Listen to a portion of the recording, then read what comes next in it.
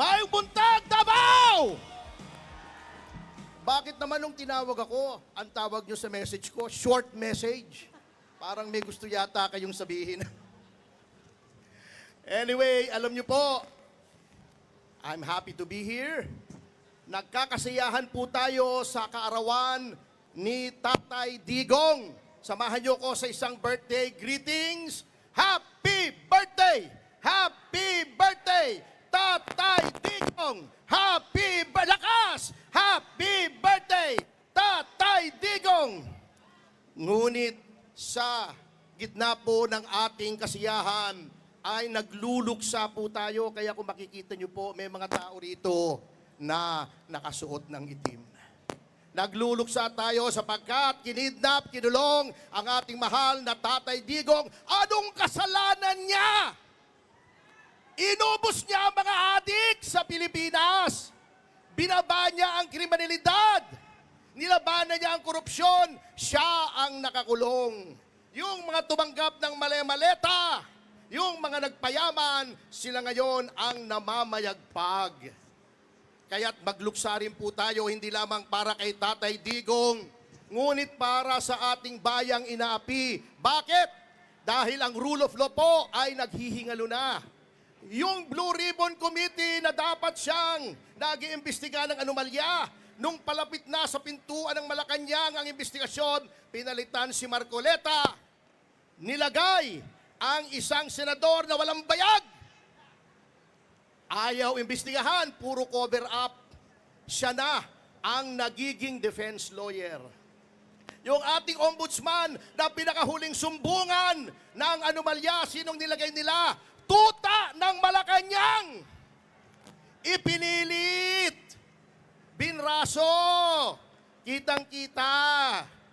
Tutang-tuta, puppet na puppet nila. Ang ating mga mambabatas na dapat sila ang nagsasabi ng tinig ng ating mga taong bayan, the House of the People daw. Siyempre, hindi kasama si Congressman Ungab doon sa mga ungas. Ito Ungab, yung marami doon ungas.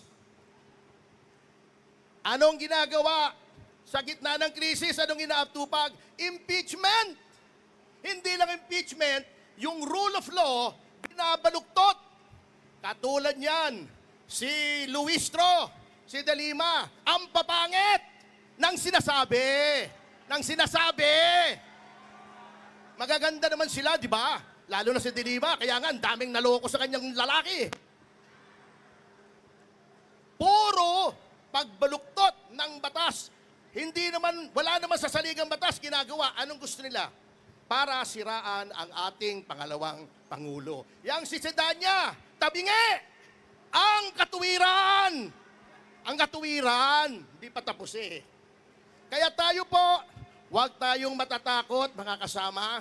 Solid tayo dito sa Davao at I assure you, kita niyo yung mga nandito, Congressman Leviste, Batangas, Cavite, ang pugad ng revolusyon, Kiko Barsaga. Nandito ang Duterte Youth Party List, Harold Respicio, Ilocano.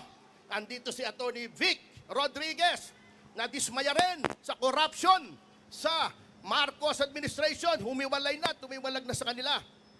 Tayo po ay solid at alam nyo po, sana lang, ito lang ang pagtatapos ko. Sana, alam nyo yung iba po sa ating mga kababayan, kaya hindi lang gugulo.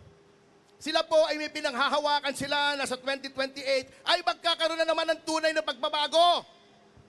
Pag tinanggal nila yan, pag dinisqualify nila ang pangalawang Pangulo para tumakbong Pangulo, maghahalo ang balat sa tinalupan kasi wala na tayong aasahan. Ayan, inciting to sedition na naman ang kaso ko dyan. Dadagdag. At bilang panghuli po, mga kasama, huwag po tayong pabubudol. Nabudol na tayo doon kay Pangulong Marcos Jr. Nabudol na tayo kay Rizzo Ontiveros na inendorso ni Vice President Sara. May mga tao po dyan, nagkukunwari, Duterte daw sila. Tingnan yung history nila. Anong sinasabi nila noon laban kay Pangulong Duterte? Anong sinasabi nila laban kay VP Sara? Pinahirapan nila ang Duterte Youth Party List. Pagkatapos, magsisiksik dito, Duterte daw siya. Wow naman. Wala akong sinasabi, ha? Wala akong sinasabi. Hindi ako magbabanggit ng pangalan. Pero, yun lamang po, magpakatatag tayo. Huwag tayong susuko. Huwag tayong pabubudol. Sa 2028, magsawa tayo sa tagumpay. Ito po si Atty. Ferdy Topacio, matapang na tao. Walang kinakatakutan, asawa ko lamang. Maraming salamat po. Mabuhay ang Davao. Mabuhay si Presidente Duterte. Mabuhay ang susunod na Presidente Duterte. Mabuhay ang pamilya Duterte. Mabuhay lahat ng mga kabayang lumalaban sa pangapi. Mabuhay po tayong lahat. Daghang salamat. Thank you very much, Attorney Topacio. And now, ladies